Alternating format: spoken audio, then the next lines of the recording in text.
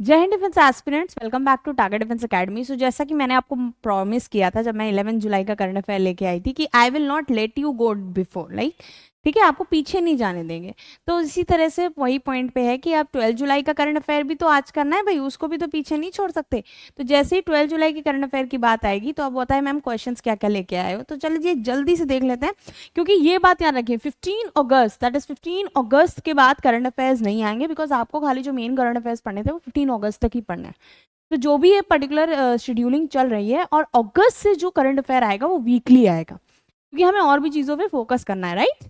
तो जब तक 30th जुलाई नहीं आ जाता या 31st जुलाई नहीं आ जाता तब तक हम करंट अफेयर कर रहे हैं। After that we have to only focus from like January to July. ठीक है, उतने करंट अफेयर्स आपको कवर करने हैं। अगस्त का हम वीकली कवर करेंगे, उसको इतना ज़्यादा डिटेलिंग नहीं देखना है, क्योंकि सितंबर में आपका पेपर है, वो भी स्टार्टिंग डेज में। Okay, without wasting any time next question पे आते हैं। नेक्स्ट क्वेश्चन हमारे सामने सिंपल दिया हुआ है, इससे पहले कि पहले भाई क्वेश्चन तो दिखाइए मैम। देखिए क्वेश्चन कितना प्यारा लाई हूँ मैं आपके लिए।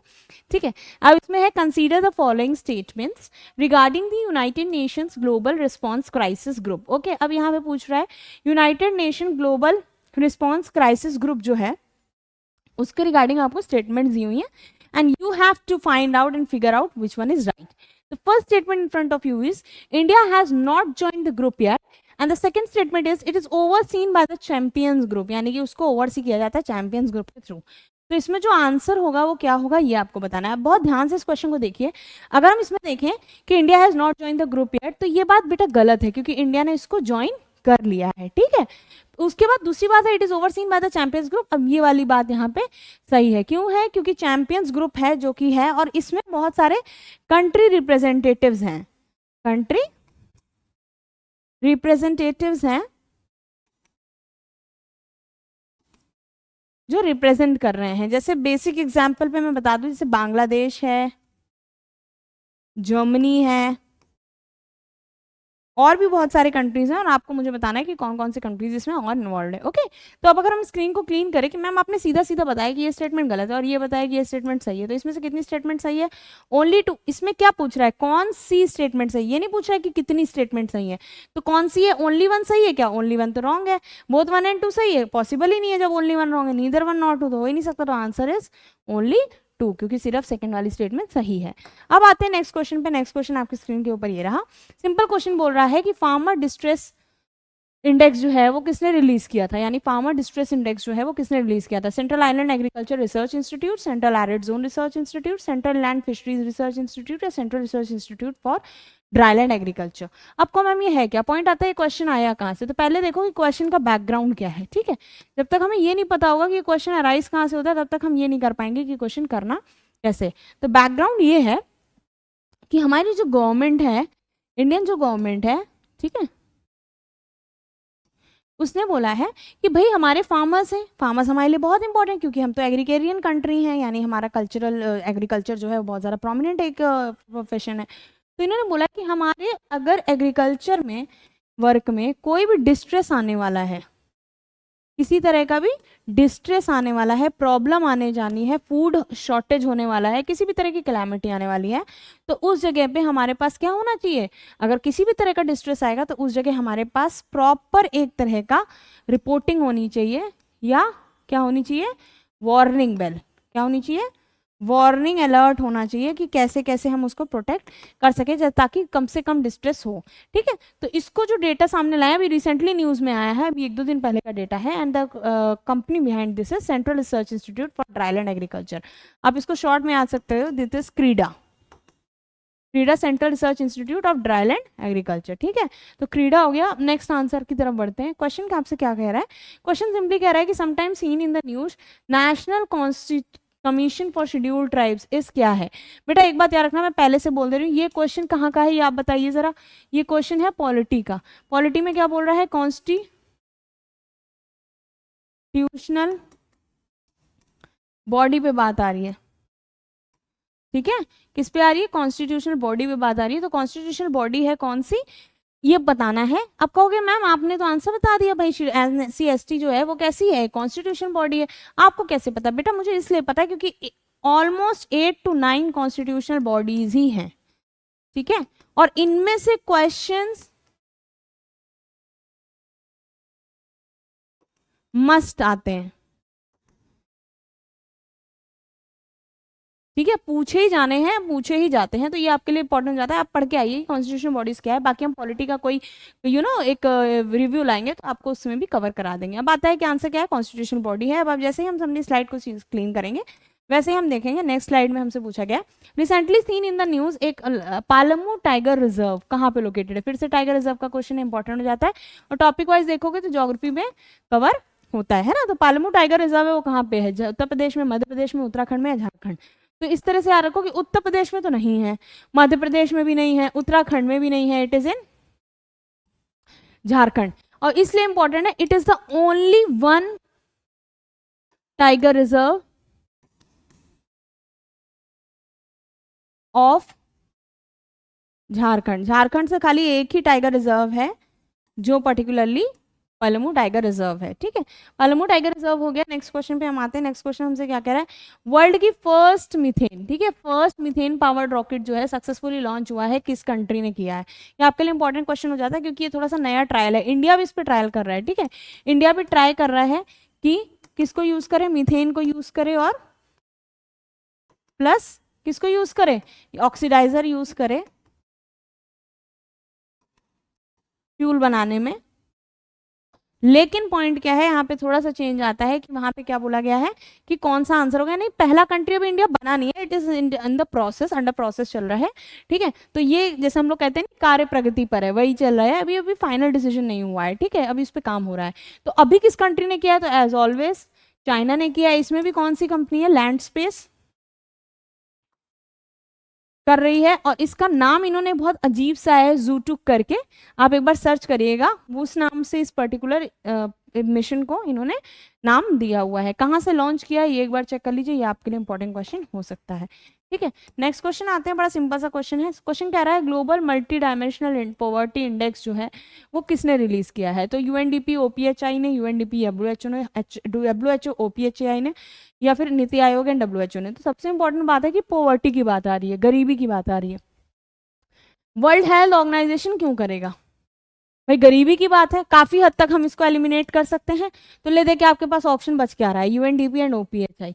ये किससे किया आपने, एलिमिनेशन। लेकिन जैसा कि इस बार कहा जा रहा है कि एलिमिनेशन मेथड जो है हटा ही दिया है यूपीएससी ने, तो इसको जो एलिमिनेशन मेथड है वो जरूरी नहीं है काम आए, तो अब सिलेक्शन मेथड से भी देख लो। जैसे ही क्लीन करोगे सिंपल आंसर दिया हुआ UNDP and OHI, which is the right answer. अब आपका काम क्या है, आपका काम यह है कि मुझे ओपीएचआई की फुल फॉर्म बताइए कमेंट सेक्शन में। आप बताते नहीं हो, खाली वीडियो देख लेते हो। ओपीएचआई की फुल फॉर्म बताइए, तब मैं जानूंगी कि आप अच्छे से पढ़ाई कर रहे हो। चलो अब नेक्स्ट आते हैं, consider the following statement. Simply C एक है, United Nation global response crisis जो है ये पहले भी डिस्कस हो चुका है, तो इसमें कुछ ऐसा नहीं है जो दोबारा डिस्कस किया जाए, ठीक है। नेक्स्ट आते हैं, क्वेश्चन क्या कह रहा है, global survey on digital and sustainable trade facilitation was. हाँ, ये एक क्वेश्चन है जो मैंने आपके लिए बहुत ज़्यादा संभाल के रखा था कि इस क्वेश्चन को जो है मैं अपने बच्चों से पूछूंगी, तो you have to answer this question. ये क्वेश्चन आपके लिए है कि सर्वे जो हुआ है डिजिटल सस्टेनेबल ट्रेड फैसिलिटेशन पे, वो रिलीज किसने किया। ये बहुत इंपॉर्टेंट सर्वे हुआ है डिजिटली चीज़ों को और ज़्यादा मूव ऑन करने के लिए। तो आप बताइए कि सर्वे किसने किया है, वर्ल्ड ट्रेड ऑर्गेनाइजेशन है। और इसका आंसर फाइंड करना बहुत क्रिस्पी है, इतना ईजी नहीं है, तो इसमें लगना पड़ेगा क्वेश्चन में, ठीक है। चलो ये बताना, फिर नेक्स्ट वाले में पहला क्वेश्चन यही डिस्कस करेंगे। अब देखिए क्या कह रहा है, एक इंपॉर्टेंट चीज है, तकेशिमा आइलैंड के बारे में बोला गया है कि ये यहाँ कहाँ पे है, Sea of Japan, South Korea, Yellow Sea या ईस्ट चाइना सी। इसका आंसर करने से पहले क्वेश्चन देख लो। पहले तो पॉइंट है कि मैम इसका बैकग्राउंड बताइए, इस क्वेश्चन का बैकग्राउंड क्या है। बैकग्राउंड बेटा ये है कि, हिंट दे रही हूं, साउथ कोरिया जो है उसने मिलिट्री ड्रिल की है। कहाँ की है मिलिट्री ड्रिल, इसी आइलैंड पे। कहाँ की है, तकेशिमा आइलैंड पे ड्रिल की है मिलिट्री, ठीक है। अब पॉइंट आता है कि मैम ड्रिल किया तो हम क्या करें। पॉइंट ये है कि ड्रिल करिए तो आपको कुछ करना नहीं है, लेकिन इस पे ऑब्जेक्शन किया है, किसने ऑब्जेक्शन किया है, जापान ने। इसको क्या किया है, क्रिटिसाइज किया है। और क्रिटिसिज्म में क्या कहा है, उन्होंने सिंपली ये बोला है कि भैया ये हमारा एरिया है, आप इस पे कैसे कर रहे हो। तो एक इंपॉर्टेंट चीज तो ये हो गई। दूसरा इंपॉर्टेंट रीजन है इस क्वेश्चन का, इसलिए ये इंपॉर्टेंट बन जाता है क्योंकि इसको दो नाम से जाना जाता है, डोडोको से भी, है ना, और तक्षशिमा से भी जाना जाता है। और सबसे इंपॉर्टेंट चीज जो इसके बारे में है, क्योंकि ये डिस्प्यूटेड आइलैंड है, मतलब इस पे हमेशा क्या करते हैं, जापान कहता है कि उसका है, क्योंकि स्टार्टिंग से थोड़ा सा उसकी तरफ इन्फ्लुएंस था कि उसका ही होना चाहिए, बट अब साउथ कोरिया क्लेम करा है कि नहीं हमारा है। तो बहुत इंपॉर्टेंट है कि भाई मैम इसको मैप पे अब दिखाई दीजिए। तो अब ये देखिए आपके सामने बड़ा प्यारा सा मैप आ गया। अब इसमें देखते हैं हमारा क्वेश्चन क्या कह रहा है। अभी आप पकड़ लोगे, देखो सिंपली क्या है, ये नॉर्थ कोरिया है, ये साउथ कोरिया है। एशिया का मैप अच्छे से याद है, थोड़ा सा रह लो, साउथ ईस्ट एशिया से थोड़ा ऊपर की तरफ शिफ्ट हो, रशिया के थोड़ा नियर बाय और किनारे के साइड। ठीक, अब यहाँ देखिए कौन सा आइलैंड है, डोकडो। मैंने अभी आपको बताया ना, डोकडो को ही कहते हैं तके शिमा आइलैंड। ठीक, तो डोकडो को ही कहेंगे तकेशिमा आइलैंड। और उसके बाद ये तुशुशिमा आइलैंड नीचे की तरफ है, ठीक है, यानी साउथ कोरिया और इस वाले एरिया के बीच में है। जबकि डोकडो आइलैंड जो है वो कहाँ पे है, ध्यान से देखो, ये सी ऑफ जापान जो है उसके एकदम सामने पड़ रहा है, और किसके बगल में, साउथ कोरिया और जापान के डिस्टेंस पे है। ठीक है, तो जापान आपका ये रहा, साउथ कोरिया ये रहा, और ये है आपका डोकडो यानी कि तकेशिमा आइलैंड। और यहाँ पे जो है वो तुसुशिमा आइलैंड है। तो दोनों में कंफ्यूज मत होना, नाम बहुत इक्वल साउंड कर रहे हैं, बट ये अलग है, इसका दूसरा नाम भी है डोकडो। और ये हमेशा कैसी है, ये डिस्प्यूटेड रहती है। ये आइलैंड कैसा रहता है, डिस्प्यूटेड आइलैंड है। ठीक है, चलो अब इतना समझ में आ गया, इसको स्क्रीनशॉट करके रख लो बेटा, बहुत इंपॉर्टेंट है, पूछा जा सकता है आपसे। ठीक, चलो अब क्लीन कर लें जल्दी से। अब आते हैं अपने क्वेश्चन पे। क्वेश्चन हमसे क्या पूछ रहा था, हमसे यही तो पूछ रहा था कि तकेशिमा आइलैंड जो आप इतना चिल्ला चिल्ला के बोल रहे हो मैम, ये है कहाँ पे, लोकेटेड कहाँ है। तो अभी आपने कहाँ देखा, सी ऑफ जापान के पास है। साउथ चाइना सी तो बिल्कुल अलग चला गया, येलो सी भी नहीं है, ईस्ट चाइना सी भी नहीं है, तो बिल्कुल अलग कॉन्टेक्स्ट में आ रहा है, तो आंसर विल बी ए। अब स्लाइड क्लीन करें तो आंसर क्या हो गया, ए। ठीक, अब नेक्स्ट क्वेश्चन की तरफ बढ़ते हैं। नेक्स्ट क्वेश्चन हमारा, हमने आपको ये समझा दिया अच्छे से। अब क्वेश्चन है, लंबानी जो है एक नोमैडिक ट्राइब है, ठीक है, वो कहाँ पे रहती है, किस स्टेट में रहती है। तो अभी क्या हुआ है बेटा, ये इसलिए इंपॉर्टेंट हो जाता है, इसका बैकग्राउंड देख लो, ये इसलिए इंपॉर्टेंट है क्योंकि अभी गिनेस वर्ल्ड बुक रिकॉर्ड हुआ है, मतलब गिनेस रिकॉर्ड हुआ है। ठीक है, और क्यों हुआ है, क्योंकि नंबर ऑफ पीपल इस चीज को प्रैक्टिस करना, मतलब लंबानी जो है एक ट्राइब का नाम है, तो ये नंबर ऑफ पीपल ने प्रैक्टिस किया है, उसको रिप्रेजेंट किया है। और इसके साथ इसकी सबसे ज्यादा इंपॉर्टेंट चीज होती है कि कब किया है पता है, G20 की कल्चरल मीटिंग में। कब किया है, G20 की कल्चरल मीटिंग में रिप्रेजेंट किया है। और ये ट्राइब कहाँ को बिलोंग करती है, बहुत पुरानी ट्राइब है, कहाँ की, कर्नाटक की। तो आंसर आपके पास हो गया, मल्टीपल क्वेश्चन जो पूछे जा सकते हैं वो हो गया, क्योंकि गिनीज वर्ल्ड रिकॉर्ड बनाया तो इंपॉर्टेंट हो जाता है, प्लस G20 लग गया। ठीक, अब आते हैं नेक्स्ट क्वेश्चन पे, और नेक्स्ट क्वेश्चन के साथ हमारा एंड होता है। तो नेक्स्ट अब आ गया टाइम पे, है ना, राइट टाइम चल रही है। अब कल से जो है डे वाइज हमारा करंट अफेयर लाइन पे आ जाएगा।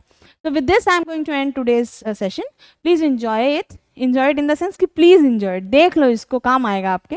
And with this at the end of the day I just want to say कि जस्ट बिकॉज आप एक दिन इनिशिएटिव नहीं ले पाए, पढ़ नहीं पाए, तो कभी भी मोरल डाउन मत फील करना। ठीक है, आप हर डे अगर नहीं कर पा रहे हो या उतना नहीं कर पा रहे तो किसी और दिन ज़्यादा पढ़ लो। ठीक, और एक दिन थोड़ा कम भी पढ़ ले तो इतना एडजस्ट कर सकते हैं। ठीक, with this at the end of the day, जय हिंद जय भारत।